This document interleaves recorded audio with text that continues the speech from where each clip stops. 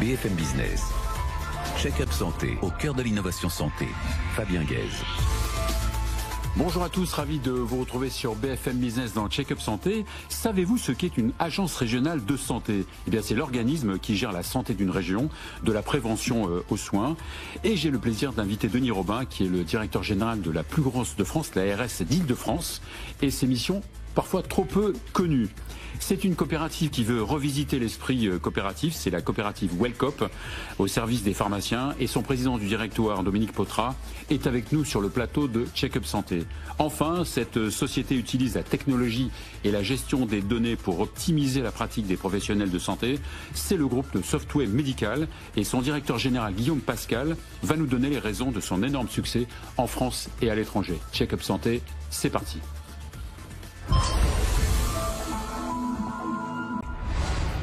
Guillaume Pascal, bonjour. Bonjour Fabien.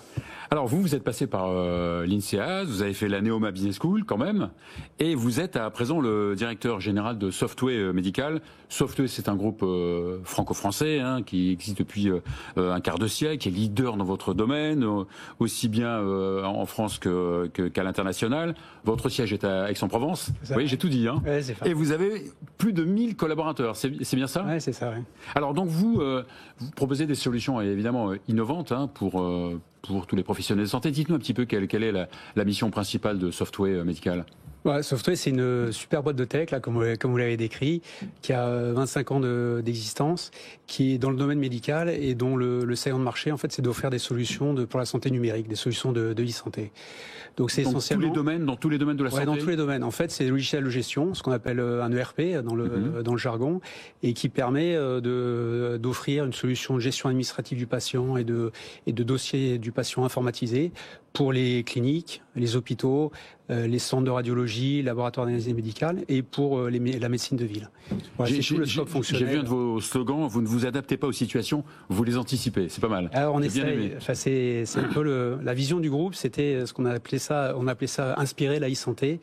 L'idée c'était d'utiliser la technologie pour être capable d'éclairer un peu le chemin des professionnels de santé, de les aider dans leur diagnostic, dans leur travail, de leur permettre d'augmenter leur potentiel, c'est comme ça qu'on voyait ça. Ouais. Et puis aussi de préserver un peu leur qualité de vie au travail. C'est assez exigeant comme environnement, donc plus on peut leur rendre du temps patient, les décharger en termes de charge mentale, plus c'est important. Vous disiez, vous êtes donc sur quatre piliers. D'abord, il y a l'hôpital. Ouais. Vous êtes présent dans 1300 établissements. Oui, c'est ça. En fait, le cœur de la... Aussi bien public que privé ? Les deux. En fait, c'est la racine de la société, c'est sur deux jambes, la radiologie et l'hôpital. L'hôpital public, l'hôpital privé d'abord, où le groupe s'est construit comme ça, avec une clinique, deux cliniques, les groupes de cliniques, et puis depuis quelques années aussi dans les hôpitaux publics. Et aujourd'hui, on a 1400 établissements en France. C'est quasiment 2/3 de part de marché sur le marché des cliniques et 25% de part de marché sur les hôpitaux publics. 25% qui, on était à 1 ou 2% il y a 6 ou 7 ans. Et c'est ça qui est peut-être le marqueur le plus fort de la performance et de la trajectoire de la société. Donc vous prenez un peu l'hôpital augmenté, quoi. Exactement. C'est un peu merci du lien avec notre potentiel augmenté et la tagline du groupe. Merci Fabien. Alors justement, vous êtes aussi présent sur l'imagerie médicale, c'est très important. Vous êtes dans les cabinets de radiologie. Oui, absolument. On équipe à peu près 1300 sites, cabinets indépendants, groupements de cabinets et activités dans les hôpitaux et les cliniques. Et justement, qu'est-ce que vous proposez concrètement aux radiologues ? Alors la solution de gestion et d'administration, donc l'accueil, la facturation, l'agenda pour toute la partie administrative, la télétransmission et la récupération des flux financiers, et puis le PACS qui est l'historisation des clichés et toutes ce qu'on appelle le portail radiologue qui permet aux médecins de faire les comptes rendus, les diagnostics et puis après de les exporter dans le dossier patient. Donc gagner du temps en fait. C'est gagner du temps. Médecin, gagner du temps humain aussi. Du temps humain, de la performance. Et puis chaque jour nos outils sont de plus en plus performants, donc ça permet aux médecins d'améliorer la qualité du diagnostic. On commence à utiliser beaucoup d'intelligence artificielle. Justement, on la met à toutes les sauces, l'intelligence artificielle, mais c'est incontournable. Alors, c'est incontournable et ça va ne faire qu'accélérer parce que quand on voit la vitesse à laquelle ces technologies progressent, c'est sidérant, c'est ébouriffant.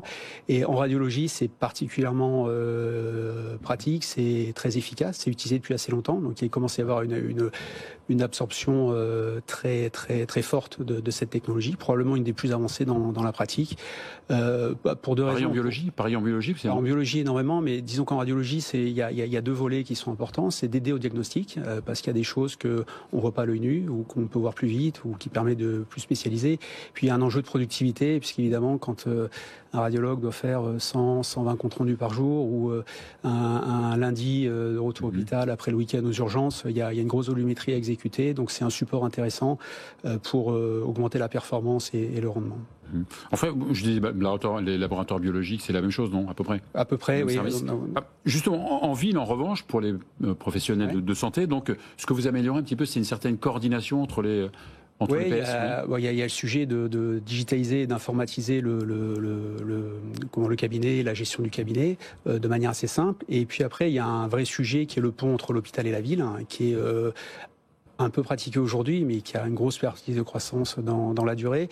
Et on facilite énormément ce transfert d'informations, d'efficacité, de qualité de données entre la ville et l'hôpital, et réciproquement, en particulier parce qu'on a un gros bénéfice, et de permettre aux médecins qui ont un cabinet en ville d'être capables d'utiliser le même logiciel de cabinet quand il est dans la ville et qui est dans l'hôpital ou la clinique, ce qui permet de prévoir, par exemple, des parcours, des opérations depuis le logiciel de cabinet, de prendre rendez-vous et de fluidifier le parcours patient. Donc c'est très utile. Très important d'avoir cette interopérabilité en fait, entre les différents acteurs et les différentes solutions, c'est ça, non?